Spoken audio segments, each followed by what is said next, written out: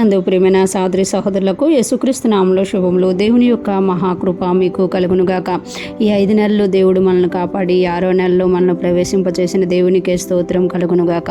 ఈరోజు దేవుడు మనకిచ్చిన మాట 35వ కీర్తన 9వ వచనం. అప్పుడు యెహోవా యందు నేను హర్షించుదును, ఆయన రక్షణను బట్టి నేను సంతోషించుదును. ఈ మాటలు కీర్తనకారుడు తెలియజేస్తున్నారు. ఈ కీర్తన దావీదు మహారాజు రాసినట్టుగా మనము చూడగలమట. ఇక్కడ మనం చూస్తే అప్పుడు యెహోవా యందు నేను హర్షించదును. అప్పుడు అంటే ఎప్పుడు అని మనకు తెలియాలి అంటే మనము 7-8 వచనాలు చదవాలి. నన్ను పట్టుకుని వలనని వారు నిర్నిమిత్తముగా గుంటలో తమ వలనొడ్డిరి, నా ప్రాణము తీయవలనని నిర్నిమిత్తముగా గుంట తవ్విరి. వానికి తెలియకుండా చేటు వాని మీదకి వచ్చునుగాక, తాను ఒడ్డిన వాళ్ళలో తానే చిక్కబడునుగాక, వాడు ఆ చేటులోనే పడునుగాక. అంటే దావీదు మహారాజుకు తెలియకుండా దావీదు మహారాజు ప్రాణం తీయాలని, దావీదు మహారాజు వలలో చిక్కపరచాలని, దావీదు మహారాజును పడగొట్టాలని, దావీదు మహారాజు తప్పు చేశారని ప్రకటన చేయాలని చాలామంది ప్రయత్నించారంట. అప్పుడు అంటే ఎప్పుడంటే వారు వన్నిన వలలో వారే పడినప్పుడు, వారు నాకు విరోధంగా చేసిన చేతిలో వారే పడినప్పుడు పడునుగాక, అప్పుడు నేను యెహోవా యందు హర్షించదును. చూడండి, మనకు చాలాసార్లు అనేకమైన కష్టాలు, బాధలు, శోధనలు గుండా వెళ్తూ ఉంటాము. అప్పుడు మనం మొరపెడుతూ ఉంటాము, ప్రభువా నాకు సహాయం చేయు, నాకు ఈ చేటు నుండి విడిపించని మనం అనుకుంటాం కదా. మనమేదో తప్పు చేసామేమో, లేకపోతే ఆ దురదృష్టం వలన జరిగిందేమో. కానీ కొన్ని దినాల తర్వాత తెలుస్తుంది కదా, అదంతా ఒక ప్లాను.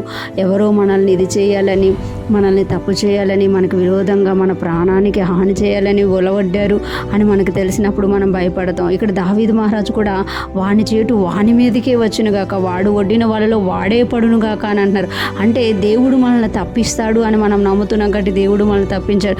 కానీ వాడు ఒడ్డిన వాళ్ళలో వాడు పడాలి అని కూడా ఇక్కడ దావీదు మహారాజు గారు ప్రార్థన చేస్తున్నమాట. అలాగ జరిగినప్పుడు వాడు ఒడ్డిన వాళ్ళలో వాడే పడినప్పుడు, వాని చేటు వాని నెత్తి మీదకి వచ్చినప్పుడు నేను యెహోవా యందు హర్షించదును. అప్పుడు యెహోవా యందు నేను హర్షించదును, ఆయన రక్షణ బట్టి నేను సంతోషించదును.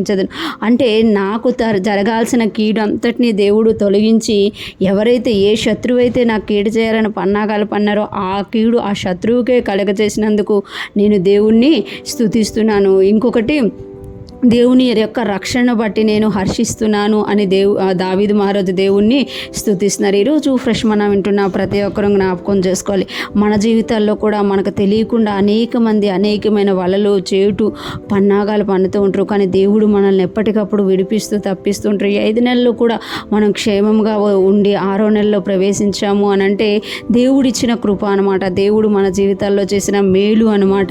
అంటే అనేకమైన వాటి నుండి దేవుడు మనల్ని తప్పించి 6వ నెలలో మనల్ని దేవుడు ప్రవేశింపచేసినందుకు ఈ మొదటి తేదీన మనం ఆయన అందు హర్షించుదుముగాక, ఆయన రక్షణను బట్టి సంతోషించుదుముగాక, ఆయన ఈ నెలలో మన కొరకు చేయబోయే మేలులను బట్టి ఆయన సన్నిధిలో సాగిలపడదుముగాక.